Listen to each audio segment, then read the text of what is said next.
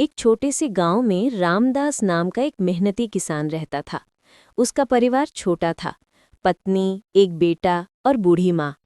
रामदास रोज सुबह जल्दी उठकर खेतों में मेहनत करता, फसल उगाता और अपनी आजीविका चलाता। उसका खेत गांव के किनारे पर था, जहां हरियाली और पेड़ों की भरमार थी। मौसम अच्छा था और इस साल उसने गेहूं की फसल बोई थी। वो उम्मीद कर रहा था कि इस बार अच्छी पैदावार होगी। फसल धीरे धीरे बढ़ रही थी। सुनहरे गेहूं की बालियां हवा में झूमती तो रामदास का मन गर्व और खुशी से भर जाता। एक दिन जब वो खेत में पानी देने पहुंचा तो उसने देखा कि कुछ चिड़ियां गेहूं के दानों को चुग रही थी। पहले तो उसने ज्यादा ध्यान नहीं दिया, लेकिन अगले दिन देखा कि चिड़ियों की संख्या बढ़ती जा रही है। उसे चिंता होने लगी कि कहीं पूरी फसल खराब ना हो जाए। रामदास ने उसी शाम गांव के दूसरे किसानों से सलाह ली। कुछ ने कहा कि खेत में डराने वाली पुतला लगा दो, कुछ ने कहा कि जाल डाल दो। रामदास ने सोचा कि पुतला लगाना आसान है। अगले दिन उसने पुराने कपड़ों से एक पुतला बनाया और खेत के बीचों बीच गाड़ दिया। उसे लगा अब चिड़ियां दूर रहेंगी। कुछ दिन तक पुतले का असर दिखा, लेकिन फिर चिड़ियां उसकी आदत डालकर फिर खेत में आने लगी। इस बार चिड़ियों के साथ छोटी छोटी गौरैयां भी आ गई थी। वे बालियों से दाने निकालकर खाती और खुशी से चहचहाती। रामदास गुस्से में भर गया। उसे लगा कि ये पक्षी उसकी मेहनत की कमाई खा रही हैं। एक सुबह उसने सोचा कि इन चिड़ियों को भगाने का कोई पक्का इंतजाम करना होगा। वो खेत में डंडा लेकर बैठ गया और जैसे ही चिड़ियां आईं, उन्हें डरा धमकाकर उड़ाया। चिड़ियां घबराकर पास के पेड़ों पर जा बैठीं। पूरे दिन ये सिलसिला चलता रहा। शाम को घर आकर वो थका और परेशान महसूस कर रहा था। अगली सुबह वो फिर खेत पहुंचा। वहां उसने एक छोटी चिड़िया को जमीन पर बैठे देखा। उसके पंख घायल थे और वो उड़ नहीं पा रही थी। वो रामदास को देखकर डर गई, लेकिन आगे बढ़ने की ताकत उसमें नहीं थी। रामदास ने डंडा उठाया, लेकिन जैसे ही उसकी नजर चिड़िया की मासूम आंखों पर पड़ी, उसका हाथ रुक गया। उसे लगा कि ये नन्ही सी जान उसकी दुश्मन नहीं है। वो थोड़ी देर सोचता रहा, फिर धीरे से डंडा जमीन पर रखकर चिड़िया के पास गया। उसने ध्यान से उसे उठाया और अपनी हथेली में रख लिया। चिड़िया कांप रही थी। रामदास उसे लेकर घर आया। उसकी पत्नी ने एक छोटी टोकरी में कपड़ा बिछाया और चिड़िया को उसमें आराम से रखा। बूढ़ी माँ ने हल्दी और तेल लगाकर उसके पंखों की मालिश की। रामदास का बेटा पानी का कटोरा और कुछ चावल के दाने ले आया। चिड़िया ने धीरे धीरे चोंच से थोड़ा पानी पिया। परिवार के सभी लोग उसे प्यार से देख रहे थे। 2-3 दिन में चिड़िया का घाव ठीक होने लगा। वो थोड़ी थोड़ी चहचहाने लगी। रामदास रोज सुबह उसे देखने जाता और उसके लिए कुछ दाने रखाता। एक दिन सुबह जब वो टोकरी के पास गया तो चिड़िया फड़फड़ाकर उड़ने की कोशिश करने लगी। रामदास ने उसे उठाया और आंगन में ले आया। चिड़िया ने 2-3 बार पंख हिलाए और आसमान की ओर उड़ गई। वो कुछ देर दीवार पर बैठी रही, मानो रामदास को देखकर धन्यवाद कह रही हो, और फिर पास के पेड़ पर जाकर बैठ गई। उस दिन रामदास खेत गया, लेकिन मन में पहले जैसी चिड़चिड़ाहट नहीं थी। उसने गेहूं की बालियों को देखा और सोचा कि प्रकृति में हर किसी का हिस्सा है। अगर कुछ दाने चिड़िया खा लेती हैं तो उसमें कोई बुरा नहीं। वैसे भी वे पूरे खेत नहीं खाती। कुछ दिनों बाद जब फसल पककर तैयार हुई तो गेहूं की मात्रा उसकी उम्मीद से ज्यादा निकली। उसने खुशी खुशी अनाज इकट्ठा किया। तभी उसने देखा कि वही चिड़िया पेड़ से उड़कर उसके पास आई और जमीन पर बैठ गई। उसके साथ 2-3 और चिड़ियां थीं। वे खेत में इधर उधर उड़कर खुशी से चहचहा रही थी। रामदास मुस्कुराया और बोला, अब तुम जितना चाहो खा लो, तुम मेरी दुश्मन नहीं। उसे एहसास हुआ कि इंसान और पशु पक्षी एक ही धरती साझा करते हैं। थोड़ी दया और समझदारी से सबका भला हो सकता है। गांव के लोग जब उसकी फसल की तारीफ करने लगे तो उसने ये बात सबको बताई। कुछ किसान हैरान हुए, लेकिन कई ने सोचा कि सच में प्रकृति के साथ मिलजुल कर रहना चाहिए। उस दिन से रामदास चिड़ियों को भगाने की बजाय खेत के एक कोने में उनके लिए कुछ दाने अलग से रख देता। चिड़ियां भी जैसे समझदार हो गई थी। वे सिर्फ उतना ही खाती जितनी जरूरत होती। रामदास की सोच में बदलाव आया और उसके मन में शांति और संतोष की भावना आ गई। उसका बेटा भी यह देखकर खुश था कि उसके पिताजी अब जानवरों और पक्षियों से प्यार करने लगे हैं। गांव में लोग भी अब उसे दयालु किसान कहकर पुकारते थे। कहानी का संदेश यह था कि प्रकृति के हर जीव का अपना महत्व होता है। थोड़ा सा दया और धैर्य इंसान को बड़ा बना देता है। Like and subscribe for more stories by IE. गांव के किनारे एक छोटी सी बस्ती में नन्ही सी लड़की रिया रहती थी। रिया बहुत ही दयालु और सरल स्वभाव की थी। वो हमेशा दूसरों की मदद करती और अपने माता पिता का ध्यान रखती। गांव के बच्चे अक्सर खेलकूद में व्यस्त रहते, लेकिन रिया को प्रकृति में घूमना और नदियों के पास समय बिताना बहुत पसंद था। एक दिन रिया गांव के पास जंगल में घूम रही थी। उसने देखा कि दूर दूर तक हरी भरी घास और रंग बिरंगे फूल बिखरे हुए थे। और तभी उसकी नज़र एक चमकती हुई नदी पर पड़ी। नदी का पानी किसी सोने की तरह चमक रहा था। रिया की आंखों में हैरानी और खुशी के मिश्रित भाव थे। जैसे ही रिया नदी के पास पहुंची, उसने देखा कि पानी में कई सुनहरी मछलियां तैर रही थीं। उनकी चमक रोशनी की तरह नदी में फैल रही थी। रिया ने धीरे धीरे पानी में हाथ डाला और मछलियों ने उसकी ओर झपककर देखा। तभी नदी की सबसे बड़ी सुनहरी मछली ने रिया से बात की। नमस्ते रिया, मैं इस नदी की रक्षक मछली हूँ।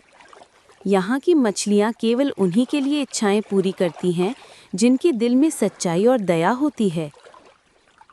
रिया ने आश्चर्यचकित होकर कहा, क्या सच में हम अपनी इच्छा यहाँ पूरी कर सकते हैं?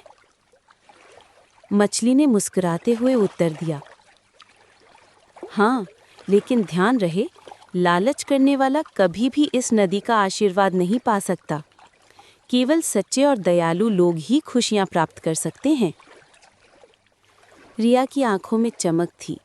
वो जानती थी कि उसकी इच्छाएं कभी भी दूसरों को नुकसान नहीं पहुंचाएंगी। उसने धीरे धीरे सोचा और फिर कहा, मैं चाहती हूँ कि मेरे गांव के सभी लोग हमेशा खुश और स्वस्थ रहें। सुनहरी मछली ने मुस्कुराते हुए कहा, तुम्हारी इच्छा नेक है। ये नदी तुम्हारे गांव में खुशियाँ और समृद्धि लाएगी। इसके बाद रिया ने देखा कि नदी की मछलियाँ उसके चारों ओर घूमकर चमक बिखेरने लगी। नदी का पानी और भी अधिक सोने जैसा चमकने लगा। जैसे ही वो गांव लौटी, उसने पाया कि गांव के खेत हरे भरे और उपजाऊ हो गए थे। गांव के लोग स्वस्थ और खुश थे। कुछ दिन बाद गांव में एक और लड़की आई, सुमित्रा, जो लालची और स्वार्थी थी। उसने रिया से नदी के बारे में सुना और तुरंत नदी पर पहुंच गई। सुमित्रा ने सोचा, अगर मैं यहाँ जाऊंगी तो मैं बहुत सारे सोने और धन की इच्छा पूरी कर सकती हूँ। सुमित्रा ने नदी के पास जाकर चिल्लाया, मुझे सोना दो, मुझे अमीर बना दो। लेकिन नदी की सुनहरी मछली ने उसके पास आते ही गहरी आवाज में कहा, तुम्हारे दिल में लालच है। तुम्हारी इच्छा कभी पूरी नहीं होगी। अगर तुम सही दिल से आओगी और किसी की मदद करना चाहोगी, तभी मैं तुम्हारी मदद कर सकती हूँ। सुमित्रा ने गुस्से में कहा, ये नदी बेकार है, और वहां से चली गई। उसने सोचा कि वो फिर कभी लौट आएगी, लेकिन नदी की जादुई शक्ति केवल नेक लोगों पर ही असर करती थी। इस घटना के बाद रिया ने रोज नदी पर जाकर मछलियों के साथ समय बिताना शुरू किया।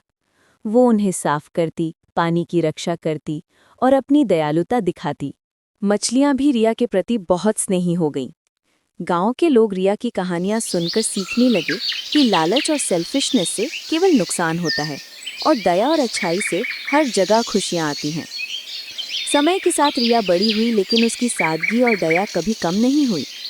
गांव में हर कोई रिया और सुनहरी मछलियों की कहानी सुनकर अपने व्यवहार सुधारने लगा। छोटे बच्चे दूसरों की मदद करने लगे, बड़े लोग ईमानदारी और नेक दिल से काम करने लगे। गांव में हर जगह खुशियां और समृद्धि फैल गई। इस तरह सुनहरी मछलियों की नदी ने रिया और उसके गांव को ये सिखाया कि लालच से जादू और खुशियां खत्म हो जाती हैं, लेकिन नेक दिल और दया से आशीर्वाद और खुशियां हमेशा बनी रहती हैं। और इस कहानी का संदेश है कि दयालु और नेक दिल वाले हमेशा खुशियां और आशीर्वाद पाते हैं, जबकि लालची और स्वार्थी लोग केवल खाली हाथ रहते हैं। Like and subscribe for more stories by IE. Storytelling by IE. एक बार की बात है, हरियाली से भरे एक छोटे से गांव में मोहन नाम का एक लड़का रहता था। मोहन मेहनती तो था, लेकिन उसमें एक बहुत बड़ी कमी थी। वो बहुत लालची था। उसे हमेशा ज्यादा पाने की चाह रहती थी। चाहे खाना हो, खिलौने हो या पैसे, वो कभी संतुष्ट नहीं होता था। गांव के लोग मोहन को समझाते, बेटा लालच बुरी बला है, जो हमारे पास है उसी में खुश रहना चाहिए। लेकिन मोहन किसी की बात नहीं मानता था। एक दिन गांव में एक साधु बाबा आए। उनके पास एक सुंदर जादुई मिट्टी का घड़ा था। बाबा ने कहा, ये घड़ा बहुत खास है। इसमें जो भी वस्तु डालो वो 2 गुनी हो जाती है। लेकिन याद रखना, अगर तुम लालच में आकर ज्यादा डालोगे तो घड़ा अपना जादू खो देगा। गांव वाले घड़ा देखकर हैरान रह गए।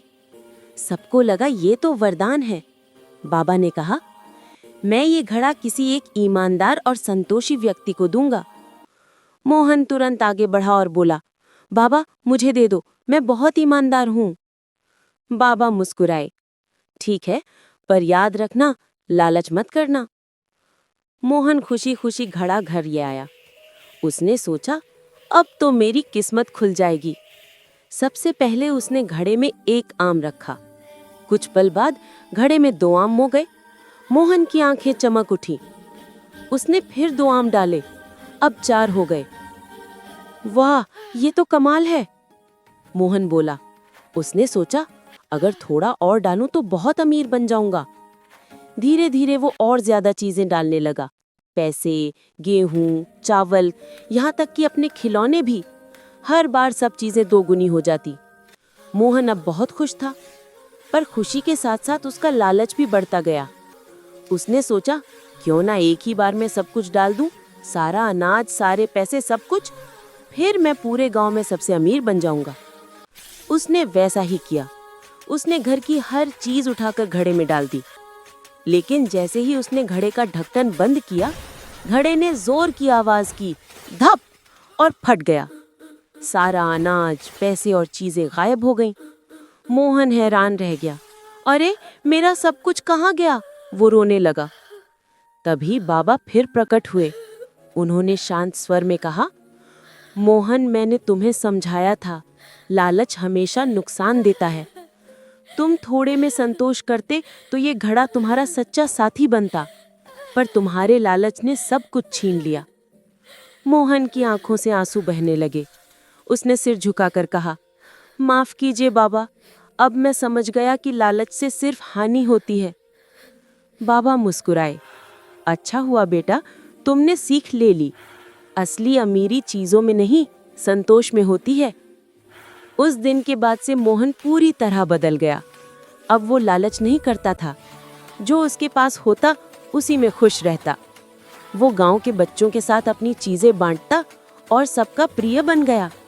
गांव वाले कहते, देखो, ये वही मोहन है जो पहले लालची था, अब ये सबसे दयालु लड़का बन गया है। ये कहानी हमें ये सिखाती है कि जो अपने पास की चीजों में खुश रहता है, वही सच्चा अमीर होता है। Like and subscribe for more stories by Ai.